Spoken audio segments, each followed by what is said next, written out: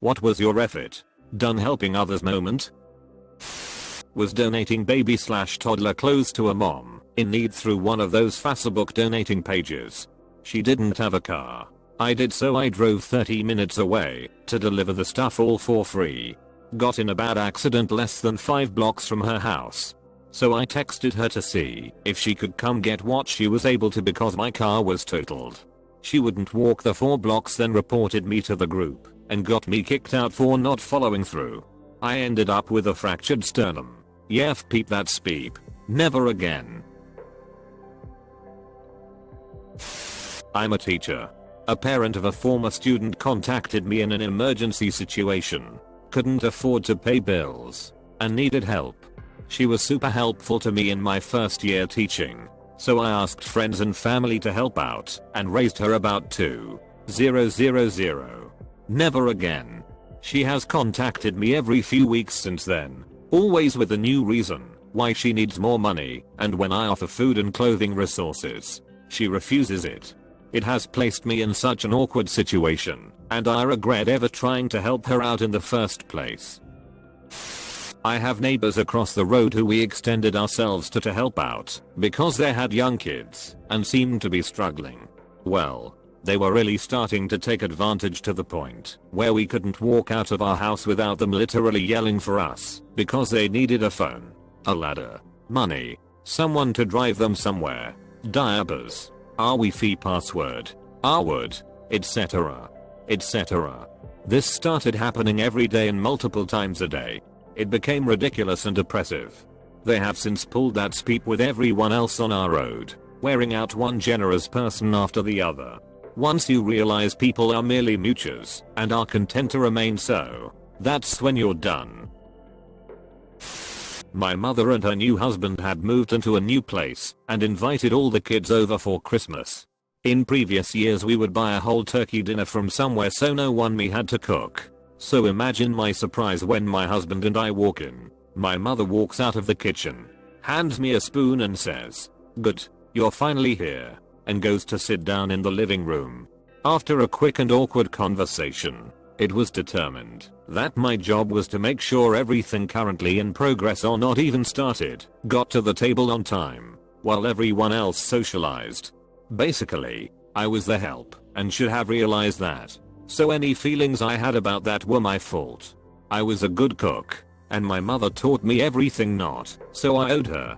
So I did. And not knowing the family dynamics, my new step siblings were very thankful and appreciative of all my efforts, which caused a meltdown from my mother about how we all should be thanking her. That was the first time I used a phrase that has come in handy for these situations. "I'm so sorry, it will never happen again." And it never did. They weren't happy when they finally realized what that meant. When I dropped my rates significantly to help a struggling family with childcare, blended family needing to find childcare for their emotionally damaged children who had been hospitalized by mum's boyfriend. Both parents worked, and my wages were paid through a charity scheme. It was hell. They were utterly useless as people, let alone parents. They took the piss and ended up basically doing nothing with the house or children, and ended up owing me nearly 2k due to them committing benefit fraud and pocketing what they should have been passing on to me. The final straw was when they asked me to babysit that night as they needed to go out on the lash. It's been stressful whilst telling me they couldn't afford food, let alone pay me. Never again will I fall for a sob story. Had a newish neighbor ask if he could borrow our lawn. Well, more or less every week he would come and get it out of our garage, use it to cut his grass, put it away without cleaning it or adding gas. In the fall we mentioned it was a good time to get deals on a new mower. He never talked to us again. We have helped out my sister-in-law a few times with money/bills. Never a lot. 50 here, 100 there. Usually for some bill, to avoid services being cut off. I'm usually the more heartfelt one in my marriage, but I ended up being the one to put my foot down. Went over to her apartment once. She had 2 big flat screen TVs, new couch, new fridge, kids on PlayStation, or whatever console she got them. It was all rent-a-center stuff, but that was the end for me. I didn't have any of those things myself. Not to mention the incredibly bad financial decision those things were with the high interest rate. Part of me felt like I was taking food out of her kids' mouths, but realized that no, her poor decisions was doing that. Not me but my parents. My cousin moved in with us for 2 years when I was a kid. She's 18 years older than me. She ended up being a drug addict that smoked in the house, stole money, couldn't hold down a job, and mercilessly picked on my sister and I until the day she got kicked out. That was almost 30 years ago. To this day my parents refuse to let anyone move in because they just need a place to stay until they're back on their feet. When I rushed to another state about 2,000 miles away to help my sister because of a medical issue, and for whatever reason she decided to have her neighbor help her instead, without letting me know. It was 3 months ago, and she is fine, but still has not contacted me. That was the end for me. After working free of charge as a freelance graphics guy to build my portfolio up, and having a client basically make the most minor of adjustments and constant revisions for posters which should have taken me a day tops up taking 3 months. And when they wanted poster X4, I wanted money, ghosted. Lesson learned. Me and my GF were leaving a McDonald's and pulling up to the stoplight. There's this homeless old man that we've seen around the area ever since we moved here, and my GF decides, since we've never given anything to this guy and he's always there, we should give him one of our McDoubles. He comes up to the car, says thank you, and walks back to his corner as the light turns green and just tosses it on the road right in front of where we are driving. One day I found a puppy, dirty, hungry, and just scared and lost. I gave him a good meal and some love and went to drop him off at the address on his collar. The dude thanked me, then proceeded to beat the crap out of the dog, telling me to mind my own business. When I tried to get him to stop, carried him by his collar to a 5 feet short chain in a muddy patch with a crappy broken 3-wall doghouse where I'm guessing the dogs spend 100% of its time. I called the cops, but they did nothing. The dog technically had shelter, which qualifies BC 3 walls and a roof, even if it was filled with holes, and it gets 20 at night here. P.S. I stole the dog 3 weeks later. When I had a truck during college, everyone suddenly wanted me to help move them. Most were cool and gave me money or ordered pizza unprompted BTW. One time however some dude I barely knew needed some help. I show up and nothing is packed in his apartment. He had a giant fish tank and lived on the 3rd floor with no elevator. It was a peeping nightmare and I never got a dime nor food or even some beers. I never talked to him after that. The day I realized that no one wanted to help me in return. Look, it's not about doing something for someone to get something back, and I will always help whoever I can that needs it. But when the same people consistently ask for help, or money or what have you, without actually wanting to help you when you need it, or just hang out, or be friendly in general, it's a huge red flag. We were asleep one night with window open. We wake up, we see there is a couple walking down the road arguing.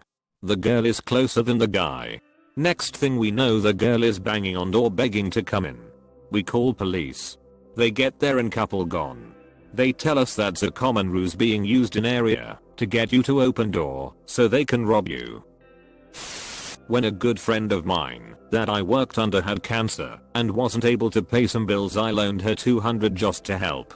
I was only 18 at the time and felt bad because she had kids. It was right around the holidays and I just wanted to help however I could and be a good person in life. She promised to pay me back when she could. Turns out she lied about having cancer, was stealing from the company I worked at, scammed my other co-workers, and would come in after calling out of work for her chemo to make fraudulent returns while I was overseeing the store by myself because of her calling out. Got that bitch fired and got promoted to her position after.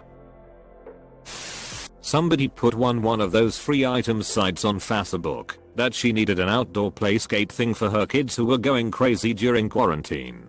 My kids are now older, but we had this cool plastic little Tykes fort that was in great shape. Those things are beasts. It had a slide and a little play area. Perfect for the age her kids were. I drive a pickup, so even offered to deliver it. She went full r/choosing burgers on me and said she was looking for a more elaborate one with more things to do. Like the giant wooden ones. Good luck, lady. I'm done with you all. When someone just spat some gum on my hand when I tried to help them up, and to this day screw them. I stood by my best friend when she cried to me about her husband cheating. And he definitely was cheating. They stayed married and said they worked through it. 6 months later she was peeping my husband behind my back. This is more specific to the teeny tiny town I used to live in.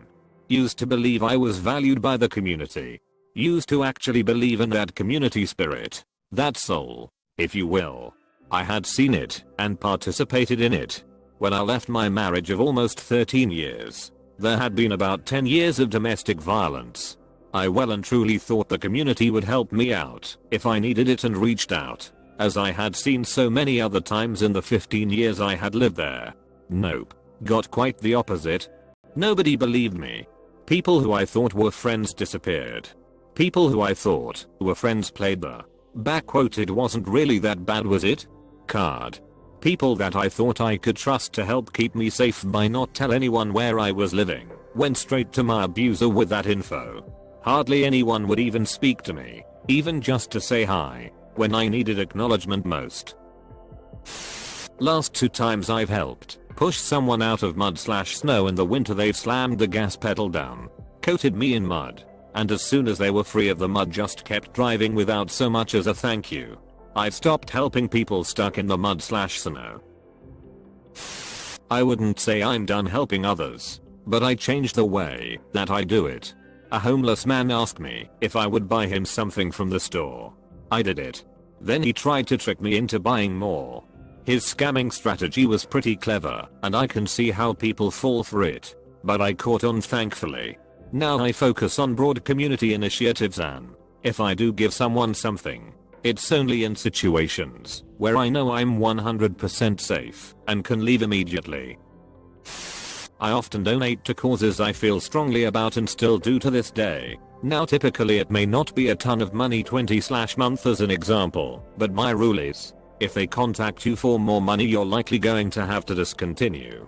One group called me and basically belittled the amount of money I was giving, saying they really need people who are contributing 100/month or more, or large one-time donations. I immediately told them to stop any further payments from autopay and to stop contacting me.